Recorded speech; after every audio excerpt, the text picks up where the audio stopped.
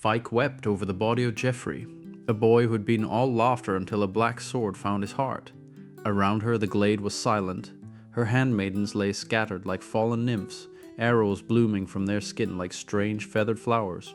A gentle rain began to fall, washing the blood from the dead as Vike, the last scion of the Golden Order, stood alone in the ruins of her life. She remembered Lutenna charging the bandits, the hound Arkan's blade carving through the trees to give her a chance to escape. Vike had run as she was told, thorns tearing at her porcelain skin, until she heard that final celestial howl of pain. Now she walked back through the carnage, her heart heavy with prayer for both her faithful guardians and the men who had slaughtered them. The woods were deceptively peaceful. A mockingbird called out and crickets trilled among the glistening green leaves. But as Vike reached a heap of dead raiders, a voice slithered into her mind. It spoke with a chilling familiarity, settling into her thoughts as if it had always lived there. "They died so you could run," the voice whispered, "and now you come back, a lost lamb. When a lamb cries, sometimes the mother comes, and sometimes the wolf, her body moved against her will. Her hands guided toward the hilt of a heavy, infernal greatsword lying in the grass, as her fingers closed around the hot metal.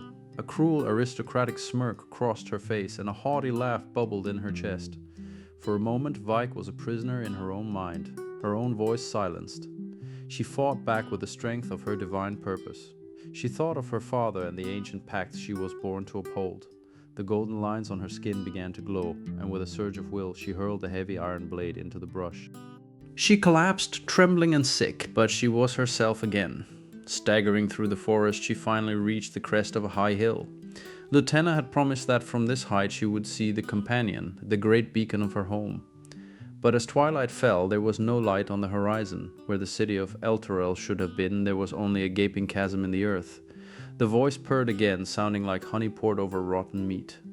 "I could be your companion," it promised. "Perhaps I am the one meant to guide you to your destiny." This time, Vike did not fight. She felt the weight of the iron blade back in her hand. She tightened her grip around the hilt and fell to her knees in the shadows.